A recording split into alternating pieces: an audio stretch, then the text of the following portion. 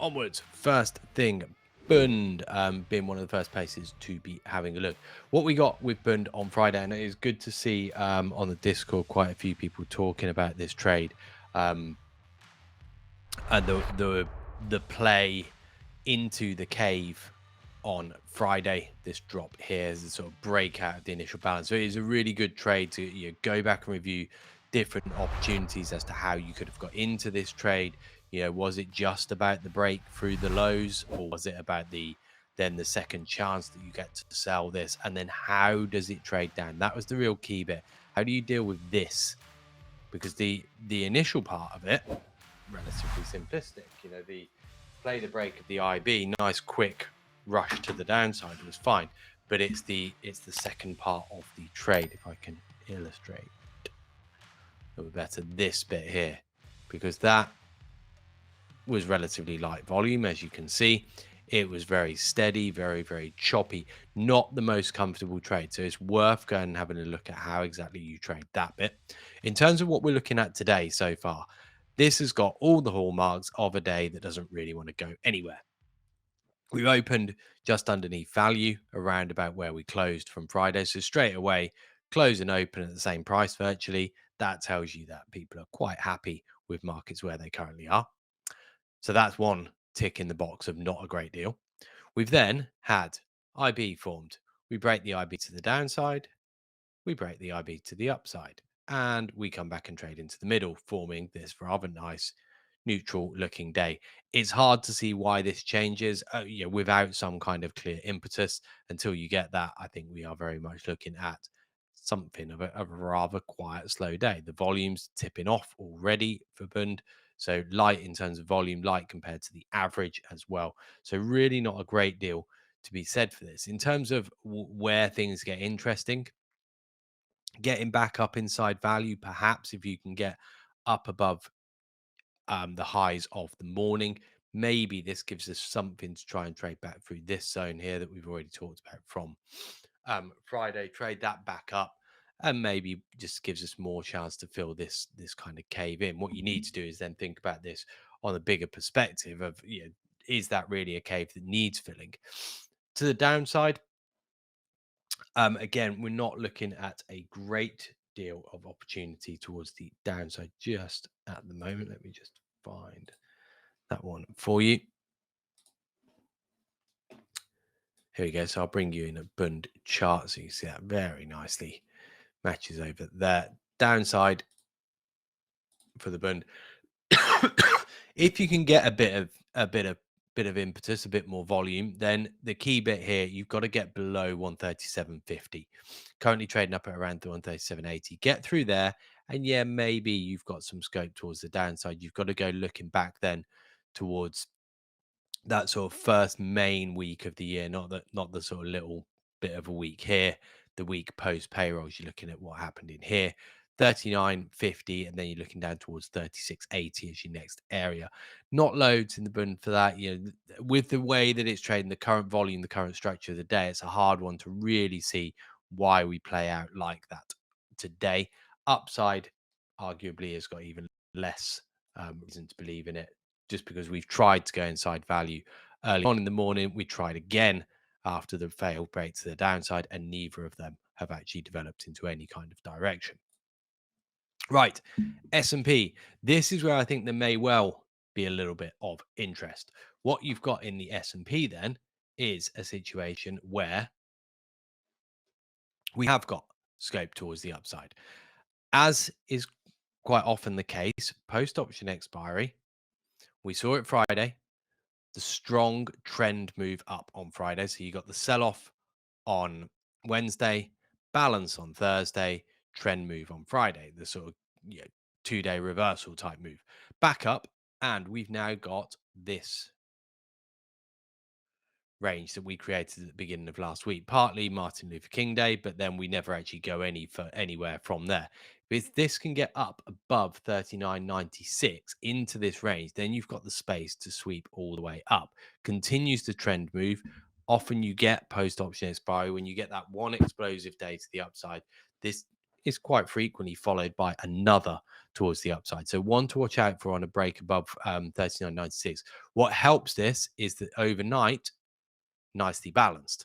That's always a benefit. If you don't have a big overnight move, it gives more scope for a movement in the main session. So that's also giving us some degree of opportunity. Downside's harder to see. With the way that we trended up on Friday, you've got 39.75 to 70. That's your first area of support. Then you're looking at the low volume down here, 63 down to 54. So it could be somewhat of a stuttered move back down, and particularly this area, the 54s. That's where we consolidated before the breakout. Until you get below there, it's very hard to see too much of a bearish tilt for the S&P, and it's looking rather strong. So downside, perhaps a tough one. Upsides, the place where perhaps the opportunity really lies in the S&P just at this point in time. This could also be aided by European equities. Remember, European equities have been very, very strong this year. And if we bring a Euro stocks in, you see that so far this year, this is what I've talked about for the last couple of weeks. This sort of one time framing almost type move higher, which continues to get more and more shallow. You can keep drawing this line to get more and more shallow. For anyone who likes Gann angles, I think it's that kind of the fan type concept. But really, it just illustrates a slowing down of trend, essentially a deceleration, and then finally you get the washout, which is what you then get up here. Here, there's one washout, and then we balance. This is where then the washout can turn at this point below 41.29. This could either turn into a consolidation and a continued drop, or we break the consolidation, use this as a base, and then play towards the upside. It would seem at the moment like we're playing the base for the move towards the upside more so than we are playing the consolidation flag, if you will, for the downside move and back towards the VPOC of the first couple of weeks. So that's the way that I'd be thinking about this at the moment. In terms of where you go from here, it's about then the micro or the smaller time frame structure as to how this actually plays back up. If you're looking at it from a Euro stocks perspective, equally, we can see this from the S&P perspective of that move back through this range. And if I bring you in a larger S&P chart, that's then taking you up through the highs of the year, and this is that range then from 96 really up towards 40.28. You've then got quite some time to go back really towards the sort of CPI data and the ECB Fed from last year. So this was the CPI, and then you have the Fed down, and then the ECB follow on after that. You're looking up above 28, then you're starting to cycle back through this zone 42, and then really you're looking up towards the top of the Fed at 84. So that's where you currently are for the S&P, back up towards year highs. Euro stock's got a little bit more space to go before year highs after that particularly strong start that it put in. So again, you've got to make that decision: is the S&P the place to be, or is the drive higher in maybe the S&P a good reason to be actually looking towards Euro stocks for the afternoon's trade? Right, gold. Gold has been on a pretty steady rise all year. Nice and steady, ticks, ticks, ticks up. It's not really ever shown one point where you think, yep, that's really driven on. But we're now in a point where this is somewhat consolidating after another attempt higher. Gold's, it feels a little bit running out of steam, but consolidating up here. The last couple of days have seen, well, Friday, Delta falls flat today. It's not exactly, significant drops in Delta. 2,000 either way in gold is neither here nor there. You're more looking 5,000 before you really want to pay attention. But what is interesting with gold is these tails on Thursday and Friday. So far today, we've got a little tail. Yes, Friday completely balanced, but that is on the back of value being left all down here. So what this is illustrating is that, yes, we have gone higher. We have accepted higher, but unless you get a push onwards, gold now looks a little bit vulnerable. It doesn't mean it has to drop, but it needs to get going towards the upside above 1938 for anyone to really believe that gold actually has any more towards the upside in it. That's the danger that gold has. Being up here is not enough to be convincing that this is going to continue on the back of what has been a rather strong move so far this year. The lack of value shift up here and the tails, the rejections towards the upside do open up the move towards the downside a little bit clearer for gold at the moment, particularly if you get any kind of weakness in the euro, or more so strength in the dollar, that equally could give this.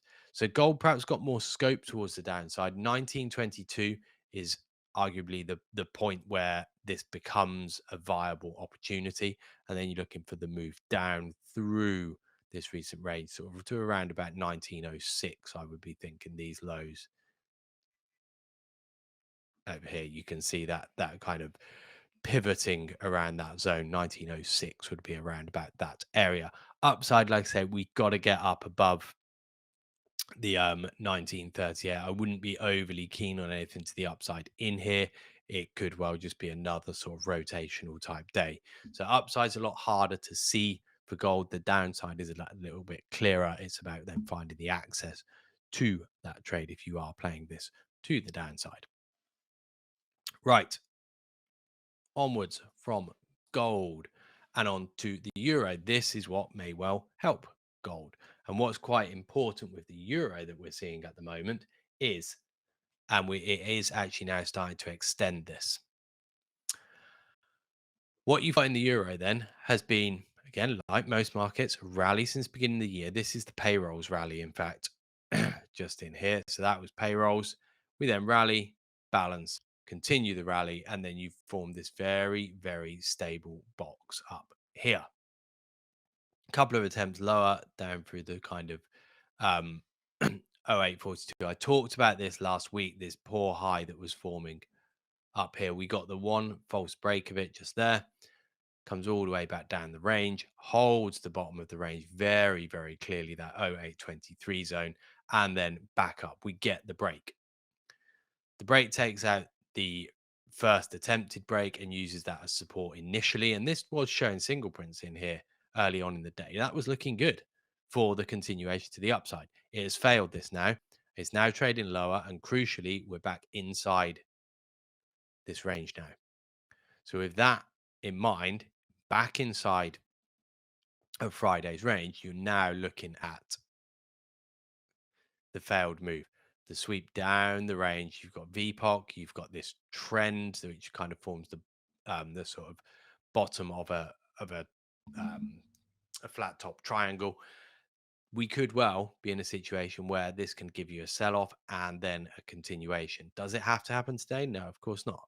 But keep your eyes on, if the pace starts to come in, if you start to see some dollar strength building up, or indeed euro weakness, particularly with Lagarde speaking later on, there is good scope now for this. It's a market that has clearly shown an unwillingness to go towards the upside. So now the question is it willing, or is it going to show a willingness to the downside?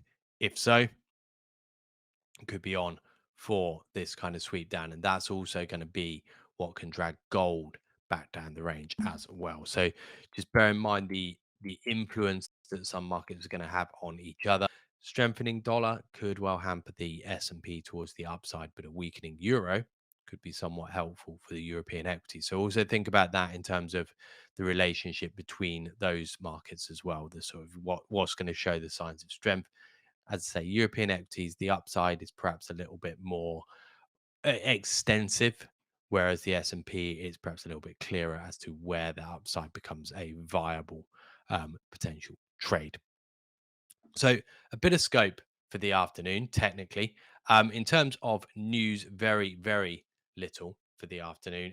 We have Lagarde speaking at 5:45, so no doubt a fair few traders will be hanging around for that to see what Lagarde has got to say following some discussions last week and her stating that inflation is very high and that the ECB will last the course on inflation. So that's the bit that people are going to be interested in going in towards the end of the year, or sorry, end of year, end of the day, and that's perhaps going to be pulling in some interest for many traders. and hopefully we'll see a fair few of them staying until 5:45 for that. Right, I'll wrap it up there, though, guys. Have a wonderful rest of your day. I'll see you all on Wednesday. Let's hope for a little bit more action on a Monday, particularly for next Monday. So I've got a little bit more to talk about on Monday. But I will leave you there.